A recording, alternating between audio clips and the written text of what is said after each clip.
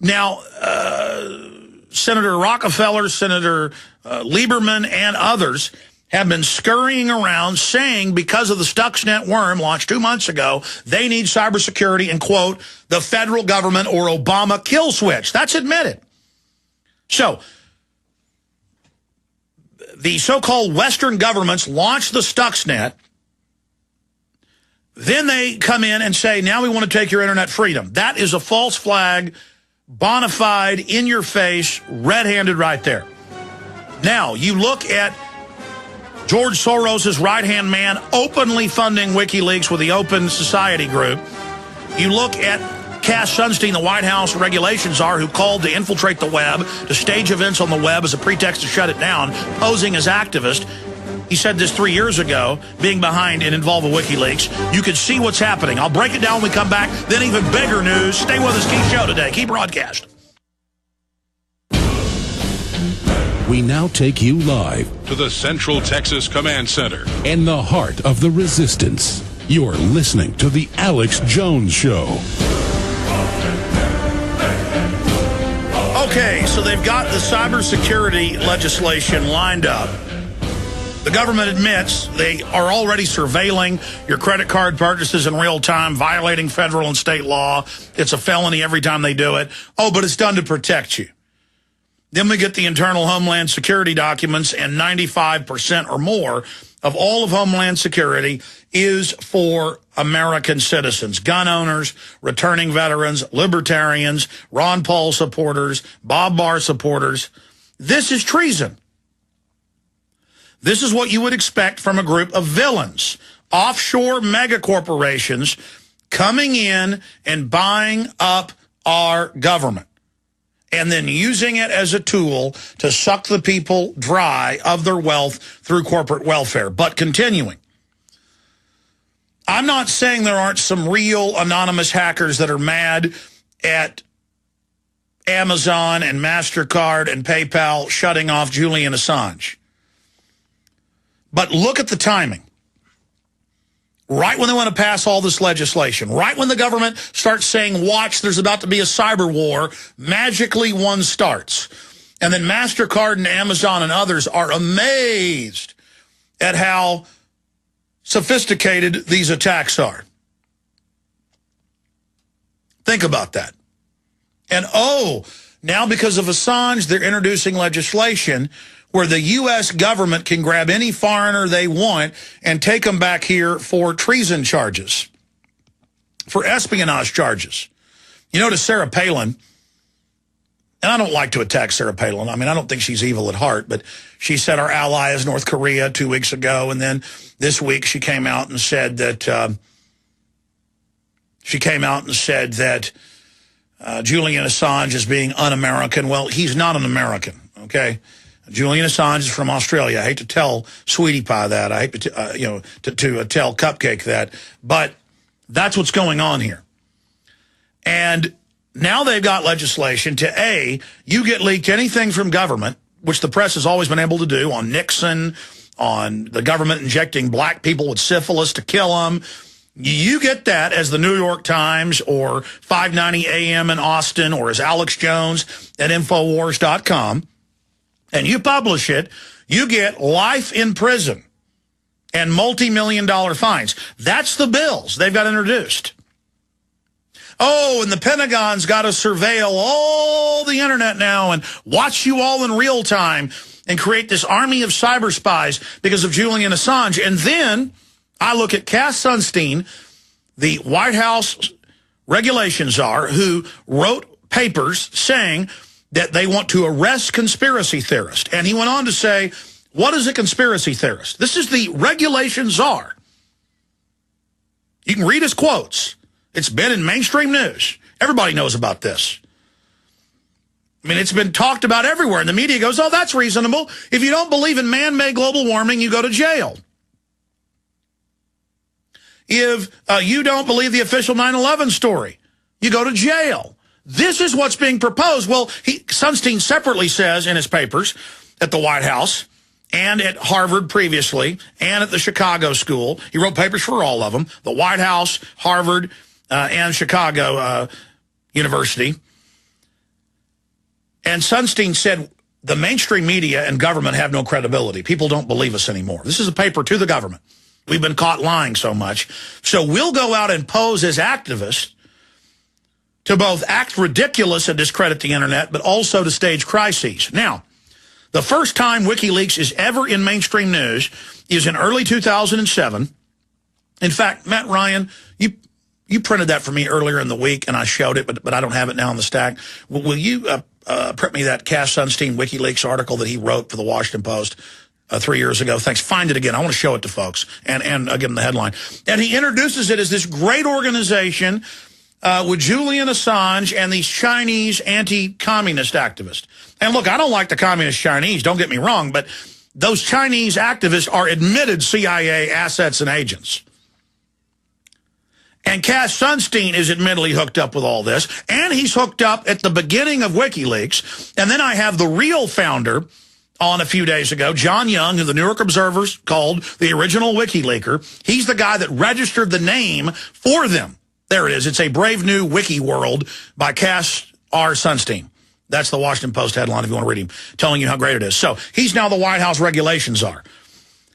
Then I get the original WikiLeaker on, John Young, and he said, look, I found out that it was, basically Soros-type connected and was hooked into intelligence and was a front, and they're going to bring out even bigger and bigger stuff now, and they're going to use it to surveil the web and then start taking it over and then finally shut it down. He said it'll take years. And boy, is he right. They're doing it incrementally. So I got the real founder of WikiLeaks agreeing with me. I've got all the evidence. I've got George Soros' right-hand man with Soros money funding WikiLeaks on record. Mr. Halperin, you cannot make this up. So people are like, well, then why is Assange in jail for doing something that's not illegal?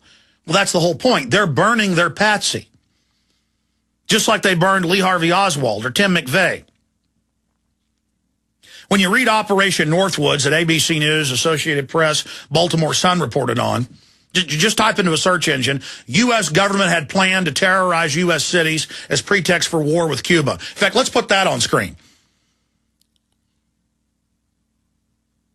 Pentagon is another headline. Pentagon's plan to terrorize U.S. cities.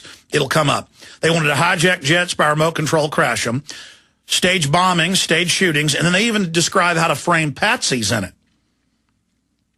And this stuff's all public. Why do you think somebody leaked Northwoods about a year before 9/11 out of the NSA? It wasn't supposed to be declassified. It was crammed into another declassification. It was no accident. They were warning you, and now I've talked to people inside government. That's all I can say. That was released to warn you about it. What, I'm supposed to not question 9/11? I'm not supposed to question WikiLeaks because I have all the proof? So this is a 9/11 against the free internet, a 9/11 against the free press, and now they've got O'Reilly, they've got the former governor of Arkansas, Huckabee, saying, execute Assange. What about his handlers? They've got congressmen talking about indicting people in the New York Times. They're not going to be indicted. This is a staged deal. They want to just set the precedent to shut down free speech in this country, and they'll do it with a playboy who's unpopular like Assange. And let me just say, Glenn Beck, I got a lot of issues with him, but I got to commend him. He's changed his mind about WikiLeaks, and he said, this guy looks like a dirtbag, but if you let him burn Assange, they're going to burn free speech. Something's going on with Beck, man. I mean, O'Reilly, give me a break. I mean, Beck is being more and more honest. Well, what, a month ago, Beck came out and said the government's going to stage a new Oklahoma City to blame it on conservatives in America. Absolutely true. Because you got White House officials saying, gee, it'd be great to have an Oklahoma City and blame it on them. But look, the truth is the truth is the truth. I've covered WikiLeaks now. The biggest news is coming up when we get back. I mean, this is bombshell info. It all ties together with how the shadow government's operating, who owns it, and how we stop them. Then your phone calls, then a bunch of other news on the economy, you name it. You know, I'm not bragging, but an illustration of the reach of this radio broadcast. Muse, one of the #1 rock bands in the world, you know, they're in the top 5 right now.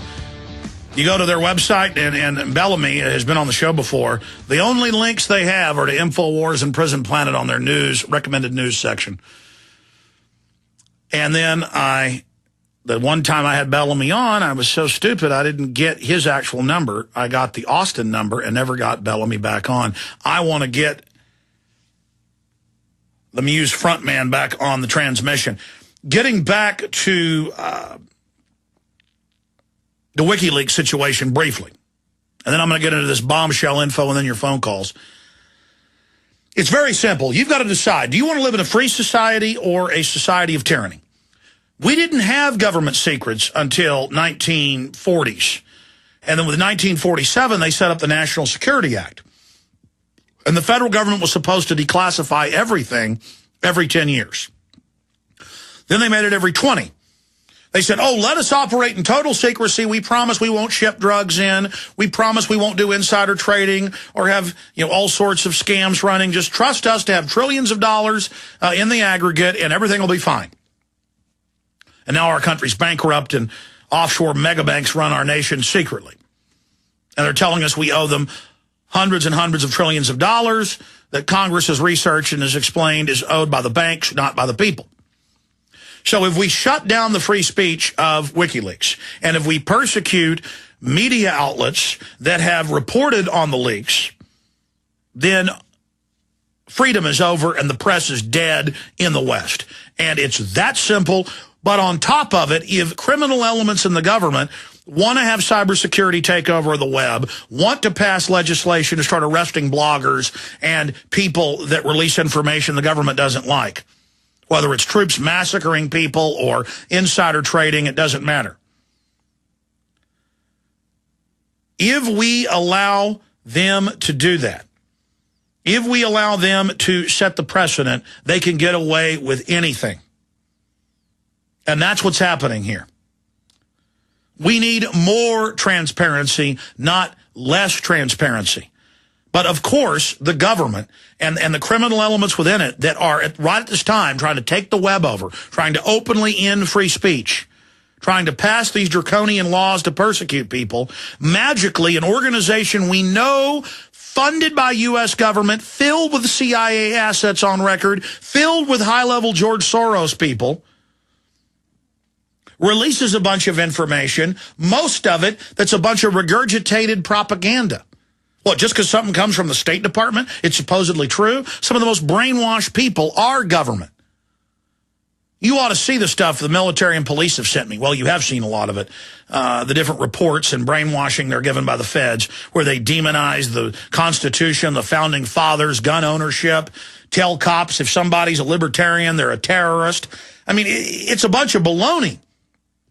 And they're classifying everything now. They've made all the TSA workers be under secret security clearances now, so they can't speak out and defend themselves or talk about the things they've seen. They can't complain about radiation exposure from the machines. They can't unionize properly and say they don't want to stick their hands down people's pants. I talked about that months ago when they made the TSA workers secret government agents, and now they're in the news complaining that they can't speak up for themselves in the workplace because they're under national security. That's what all this is about. It's a license to be engaged in criminal activity.